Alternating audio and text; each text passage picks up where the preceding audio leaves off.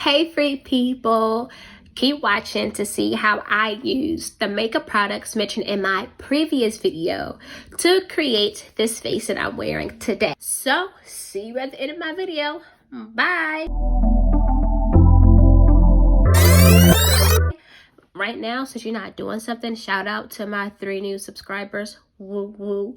But make sure that you like, at least comment or something, but most importantly, subscribe to this video. Okay, I'm done talking. Get into the video. Bye.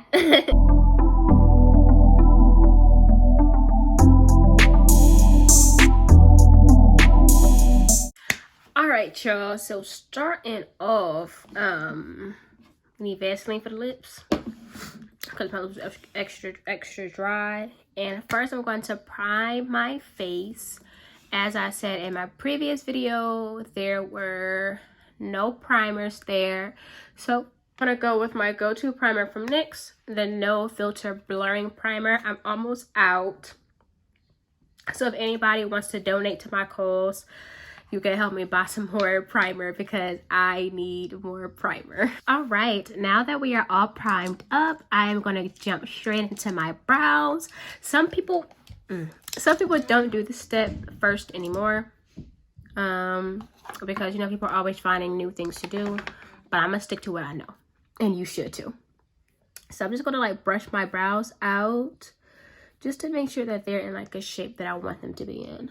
So I picked up the BH Cosmetics Shape and Define Duo Brow Pencil.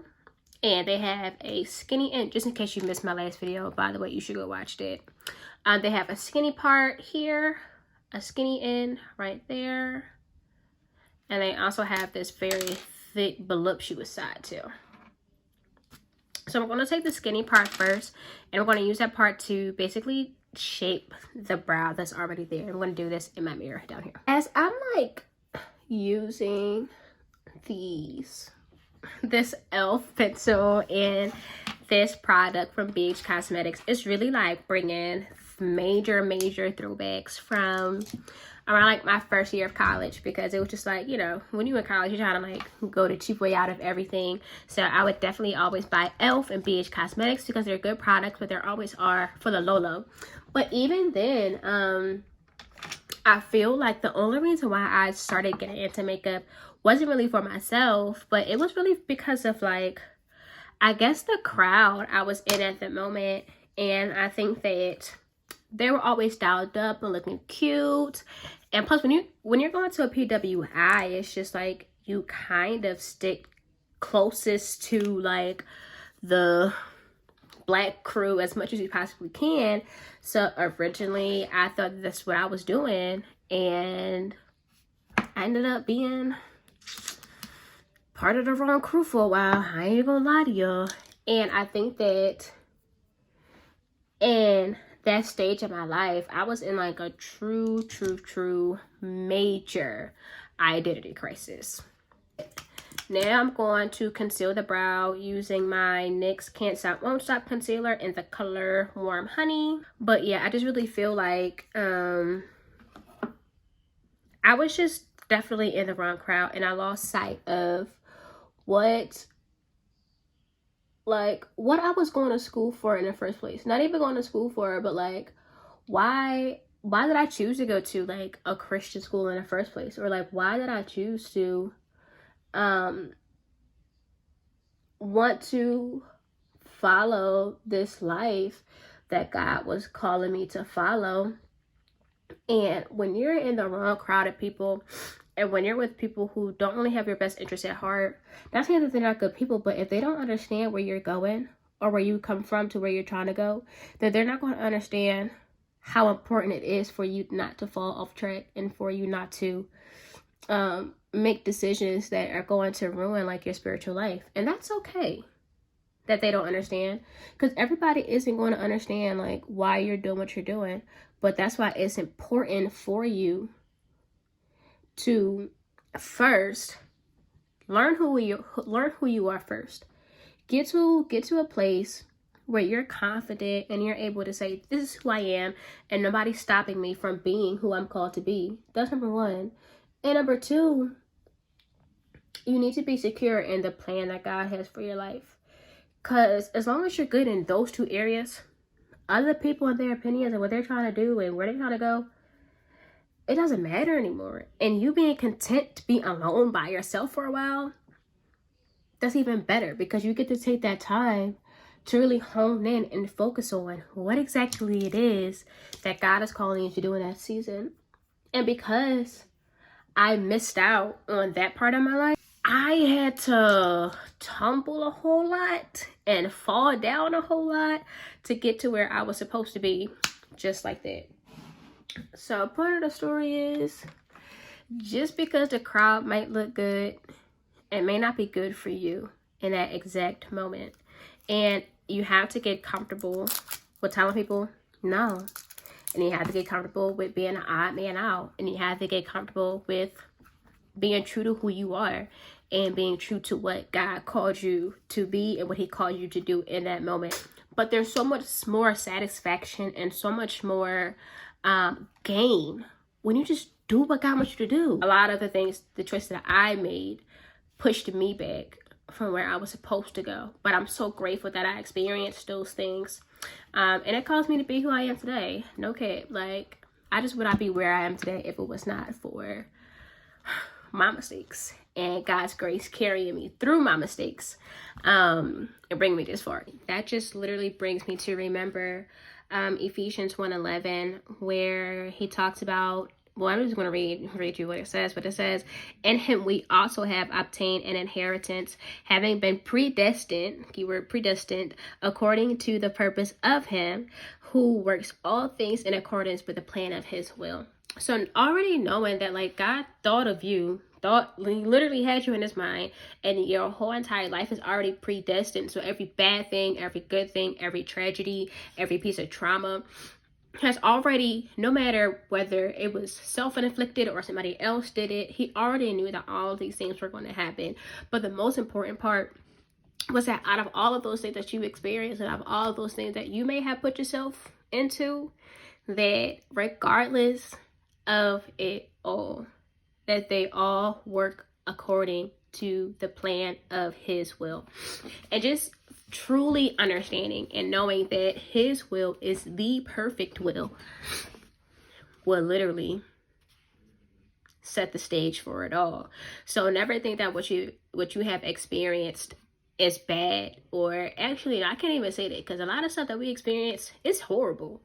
It's really a huge tragedy. But just acknowledging and knowing the fact that in the season that I'm in, it's only just a season, because I know that for the rest of my life I'm following in his will. And no matter how I disheveled the puzzle pieces, or how I distorted the puzzle pieces of my life, or how these deck of cards was handed to me, or how this puzzle was already given to me, already distorted, and it's already looking in a hot mess, and I don't know how I can put these pieces together because they don't make sense, knowing that it's not up to you to make it make sense. And his plans are never to harm you. They're never to hurt you. But his plans for your life is for you to be prosperous, for you to live peacefully, and for you to live in joy and in prosperity. So it's just like knowing all of those things, what he wants for you. But unfortunately, this is the cards that I've been dealt with. Baby, you gotta fight and live on and trust and know and believe that you're going to live to see the day that prosperity is yours, that peace is yours, that joy is yours, that everything that he has in his plan for your life is yours. But we just have to figure out and figure through these puzzle pieces that we've been dealt with, because no matter if we've dealt them or they've been dealt to us, that they all fit together in his will. And we just got to trust that, and we just got to go through the motions. I'm sorry to bring it to you that way. But we just got to go through the motions. And I ain't gonna care. It's hard. Going through the motions is not a walk in the park. But just knowing that he thought so intricately about you, and that you are literally in his will, and that he wants nothing but the best for you, honey. I'm still waiting for the best. Although I don't really have much to complain about right now, and although my life hasn't been peaches and cream, but listen, if there's better for me, because he said so, and because it's in his will, I'm gonna wait. And I'm gonna keep on putting these puzzle pieces together with his help until I get there. So now I'm going to use my Creme Brûlée palette from I Heart Revolution. I'm gonna start out using, of course, the brushes from the brushes that I bought. The brushes from the brushes. The brushes from the set that I bought. So I'm gonna use this brush. This is the brush number 4. From the Sprinkles palette from BH Cosmetics. You know, I'm gonna go in with Brûlée just as a nice little base shade. Okay, so off the rip, it's giving me some payoff. I feel like it's like blending in into no, I guess you can see it. You can see it. Okay. But I'm gonna take the brush in the same palette, brush number 5, and I'm gonna go into Dulce. And I'm kind of I'm kind of gonna go from here on up and see how that goes. We'll see.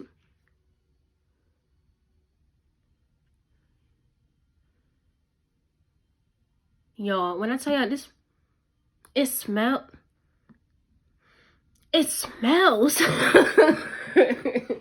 But like, it smells pretty good. Like, but I just can't pinpoint what it smells like. I went ahead and added the vanilla pod to give me like that depth I was looking for. She gave. I'm gonna go back to Brûlée. I want to sit Brûlée like here. Just gonna sit here on top, right there. Yep, just like that. And then I'm gonna do the same thing for the other eye and sit her here. Now, I already told y'all I don't know what I'm doing. So because I'm reviewing this palette as a whole, I'm gonna take a shimmer and like put it like here and the crease of the eye right there, so y'all can like see if the shimmers show up. So I'm gonna take like this pointy brush from BH Cosmetics, and I'm gonna dibble into custard. Ooh, she's shiny.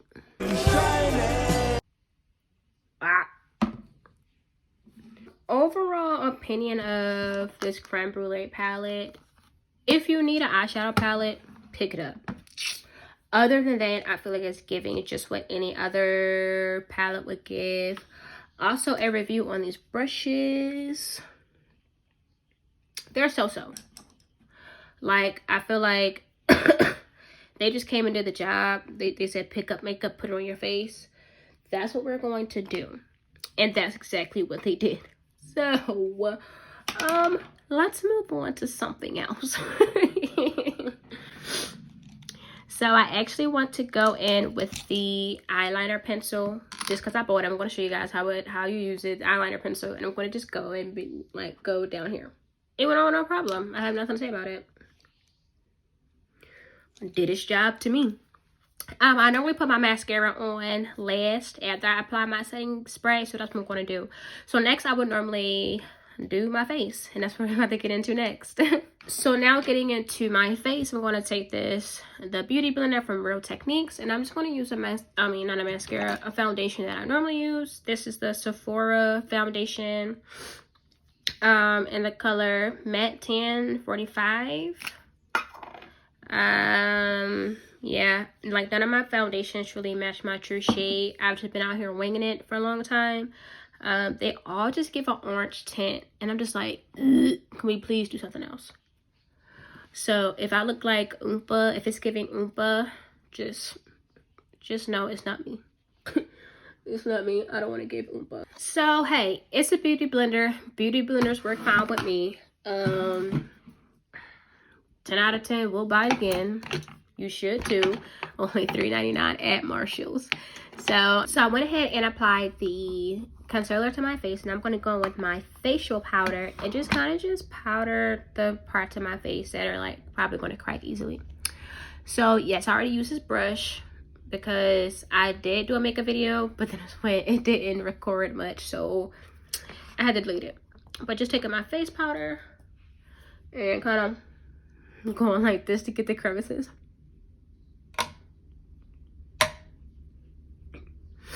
while using this brush. I will say after I used it one time, it is starting to feel very like prickly, if that makes sense. Not too fond of that per se. That's just me. I don't want to feel like I'm being pricked. I don't know, I feel like that's like a punishment or something that I myself did not choose. Just trying to hit all the spots that are not concealed. But that's this brush. It works. It does the job. It's just starting to give that like prickly feel, which I'm not too fond of. I'm just gonna use a little bit of blush, not a lot, and I'm gonna take this other brush from the BH Cosmetics collection, this one right here, and I'm gonna go into the Mrs. Bella palette, the Peachy 3 yada yada. I'm gonna take the darkest shade, this one here, and I'm just gonna like just do a quick brush stroke. So I'm gonna say cheese and just go there and just kind of just brush up. Ooh, that's very peachy. Hey, like, you know, a cute little color to the face or whatever. Is it necessarily appropriate for this look? Probably not, but I'm just showing you how it would look on my face. Booyah! I get a booyah! Booyah! Next I'm just gonna take this regular schmegular brush from I got this from Five Below, like when I was in high school. And I never let this brush go. And I'm going to take it and I'm going to use the color Boom from the Morphe Highlighter palette.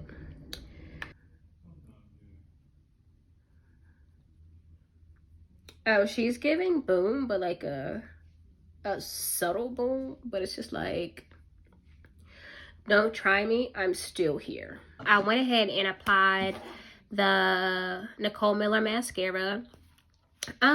It's very wet, but I will say for $2.99 it does have your eyelashes looking pretty nice, but it's so wet, and if the more you put on it, like the more your eyelashes like clump together, and that's not a good thing either. So maybe it's the reason why I discontinued. I'm gonna just put it that way. I don't know, but it's for $2.99, it's okay. So this is my finished look from the products that I purchased for my Marshall makeup haul. I hope that you guys enjoyed this video, and always remember that you are loved, you are cared for, you are invincible, and most importantly, you're free. And all together, you are invincibly free. Bye.